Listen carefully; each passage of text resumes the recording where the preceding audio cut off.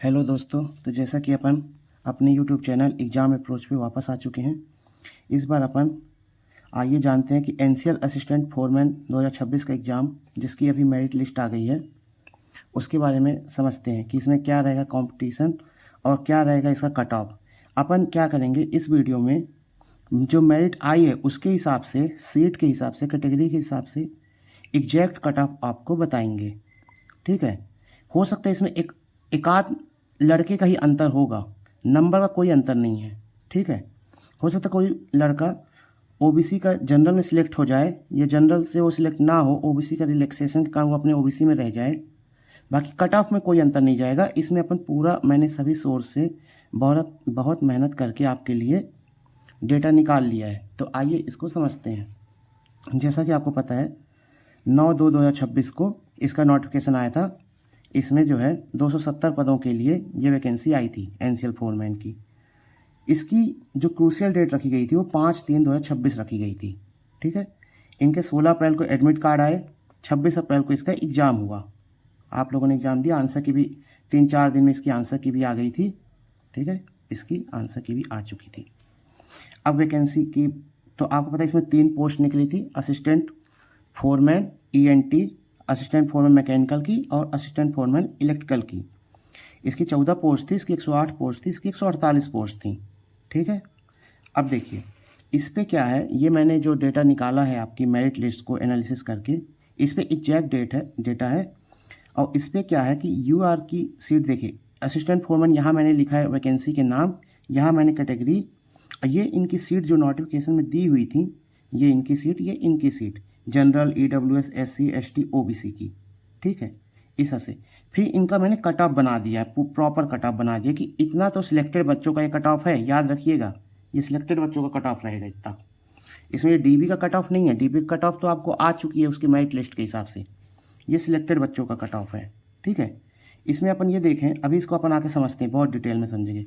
इसमें NCL HMM वाले बच्चों के लिए क्या है इस लिस्ट से कि इनको क्या फ़ायदा होगा कि ऐसी लिस्ट जब एनसीएल एचएमएम बच्चों का कुछ दिन में आ जाएगी मेरिट लिस्ट, तो उनका मैं ऐसी सेम टू सेम प्रॉपर ऐसे ही एक वीडियो लाऊंगा उनकी डिटेल में, जिससे वहाँ के बच्चे भी तैयार रहें। ठीक है। तो और फिर देखते हैं एनसीएल एचएमएम वालों के लिए। ठीक है। अब देखिए असिस्टेंट फोरमैन की देखें, ये रैंक वाइज कट ऑफ मैंने आपके लिए बना दिया है कि क्या रैंक वाइज कट ऑफ है मेरिट के हिसाब से। ठीक है। सिलेक्टेड बच्चों का कट ऑफ है, ये बात आप याद रखिएगा।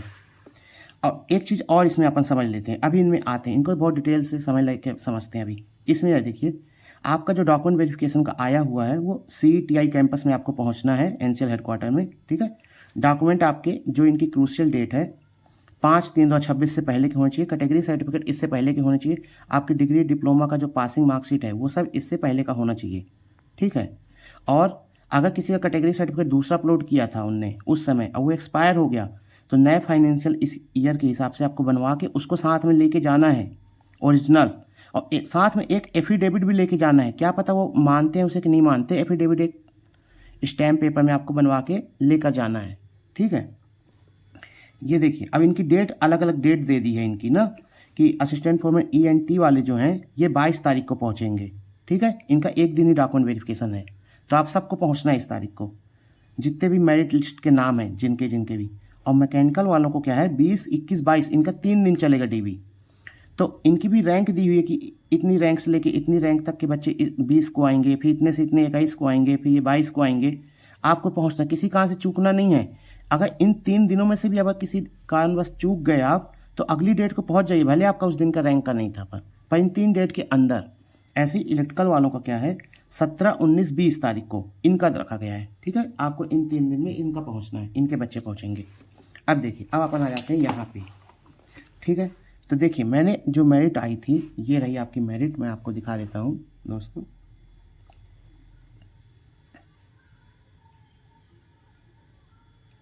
ठीक है। ये रही मेरिट।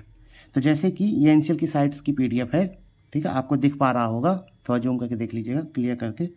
असिस्टेंट फोरमैन ENT का है। इन्होंने क्या किया है कि अपनी मेरिट लिस्ट में 42 लोगों का दिया है। क्यों 42 लोग क्यों दिया?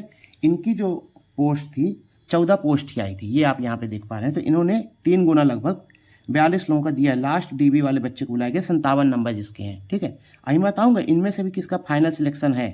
ठीक है। जाना तो इन सबको है, तो फाइनल सिलेक्शन किसका है उसकी तरफ से कोई गलती नहीं होनी चाहिए और उस आदमी को मेडिकल के लिए भी आगे तैयार रहना पड़ेगा।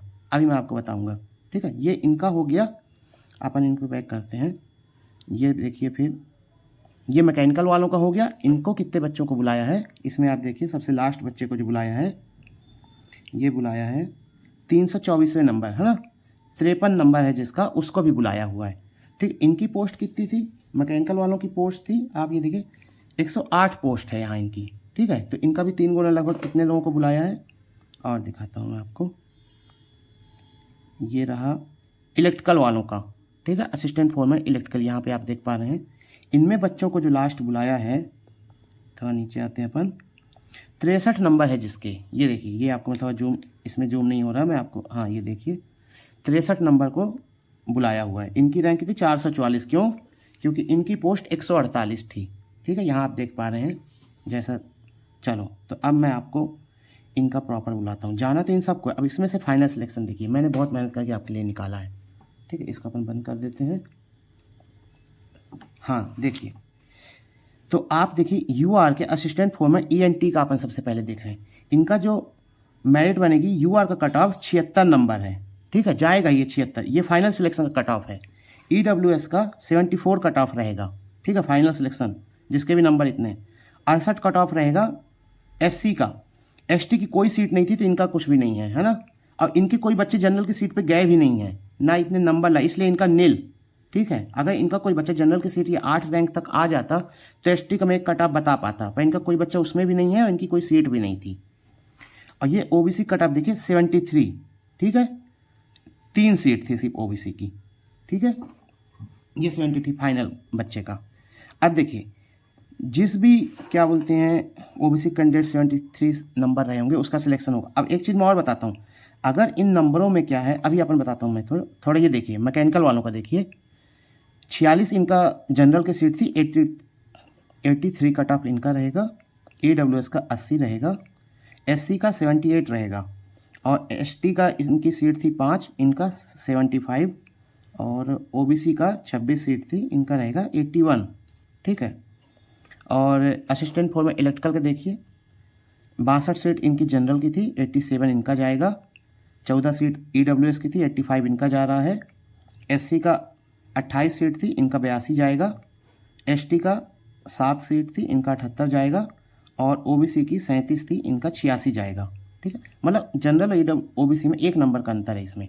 अच्छा, अब मैं एक चीज़ आपको क्या बताने वाला था, आप ये देखिए कि अगर कोई बच्चा 86 नंबर, हो सकता है 86 10 लोगों के नंबर हों, तो ओबीसी की, अब जो अभी मैं रैंक वाइज ही बताऊंगा आपको, ठीक है, उसमें क्या है आपको 10वीं का मतलब इसमें जो भी परसेंटेज इनका क्राइटेरिया था, परसेंटेज वाइज डिग्री में जो वो थे उसके हिसाब से, और एज के हिसाब से, और नंबर वाइज, और अल्फ़ाबेटिकल जो लेटर है उसका सबसे आखिरी में, ठीक है। ये इनने डिसाइड कर रखा है कि हम इनकी, अब 86 10 लोगों की रैंक है, तो ऐसा तो नहीं कि 10 के 10 सिलेक्ट होंगे, उनमें से कोई एक सिलेक्ट होगा जिसके परसेंटेज अच्छे हों, नाम उम्र के हिसाब से, और जो भी इनका क्राइटेरिया है 4 चीज़ों का, उसके हिसाब से जो होगा उसको सिलेक्ट किया जाएगा, ठीक है। अब देखिए ये एग्जैक्ट सिलेक्टेड कैंडिडेट की कट ऑफ है दोस्तों।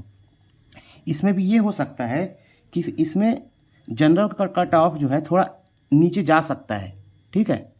वो क्यों जा सकता है, इसकी संभावना इसलिए है कि ओबीसी कट ऑफ और कम हो जाएगा फिर, है ना। इसलिए है कि अगर कोई बच्चा ओबीसी का रिलैक्सेशन लिया है, एज का रिलैक्सेशन लिया है, ईडब्ल्यूएस का या एससी एसटी का, तो वो बंदा अपनी ही कैटेगरी में रहेगा, ठीक है। तो जनरल में फिर कोई और दूसरा बंदा सिलेक्ट हो जाएगा जो इस कैटेगरी का लाभ ना लिया हुआ, उसके बराबर रैंक हो उसकी, तो ठीक है। तो ये वो हो सकता है, एक आध लड़के का ही ऊपर नीचे होगा, 1-2 लड़कों का, सबका नहीं होगा, आप तो ये फिक्स मान के चलिए। अब देखिए मेरिट में आपको क्या देखना है, मैं आपको बता रहा था ना मेरिट का। अब इधर देखिए इन रैंक के हिसाब से, जो नंबर के हिसाब से देखिए, अभी मेरिट के रैंक के हिसाब से आप बता रहा हूँ मैं, जिसमें मेरिट की रैंक ये अपने आप को श्योर समझिए, final selected. Assistant foreman ENT का देखिए, यूआर वाले 8 रैंक तक जितने भी हैं वो सब यूआर में सिलेक्ट होंगे, और इनका कट ऑफ तो 76 में आपको बताया था।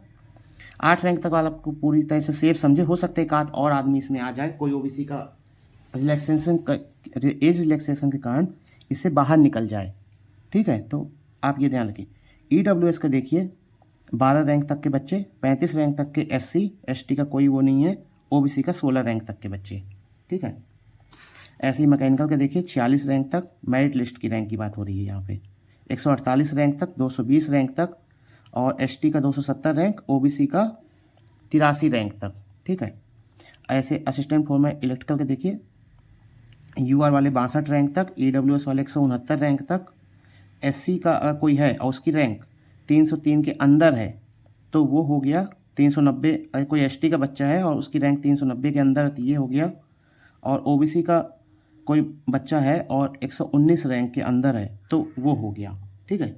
क्योंकि रैंक वाइज इसलिए भी मैं बता रहा हूँ क्योंकि कई लोगों के नंबर मैं देख रहा हूँ कि 86 119 से भी ज़्यादा रैंक तक है मान लो, तो ऐसा तो नहीं सबको सिलेक्ट कर लेगा वो नंबर के हिसाब से वो सिलेक्ट करने जाएगा, तो इसलिए रैंक भी ज़रूरी है, ठीक है। इनमें 1 या 2 रैंक का सिर्फ अप डाउन देखने को अप तो नहीं होगा, डाउन ही देखने को मिल सकता है, ठीक है। 1 से 2 रैंक का सिर्फ, वही जो आपको मैंने बताया कि एज रिलैक्सेशन और इन सब चीज़ों के जो वो है उसके कारण, ठीक है। तो ये आपको जानकारी मैंने दे दी, ये रही आपकी ये जानकारी। अब देखिए ऐसे ही मैं क्या करूँगा, HMM वालों का भी जब आएगा उनका भी प्रॉपर डिटेल दे दूंगा। तो ऐसे बच्चे जो है ना, इस वीडियो का मकसद क्या था कि ऐसे बच्चे मेडिकली रूप से और हर चीज़ के रूप से जो भी चीज़ें होती हैं उस हिसाब से आप रखें अपने डॉक्यूमेंट को। अब उनको किसी भी कारण से बाहर नहीं होना है, अब यहाँ तक वो आ गए हैं तो ठीक है, उनको बाहर नहीं होना है। ये वीडियो को दोस्तों, इस वीडियो में यहीं तक, इस वीडियो को ज़्यादा से ज़्यादा लोगों तक दिखाइए, ठीक है, और शेयर करिए, बताइए कि इतना मैंने जो मेहनत की है वो सब आपके काम आए, ठीक है। धन्यवाद। प्लीज़ मेरे चैनल को सब्सक्राइब करिए, लाइक करिए और अपने दोस्तों तक शेयर कीजिए। धन्यवाद दोस्तों।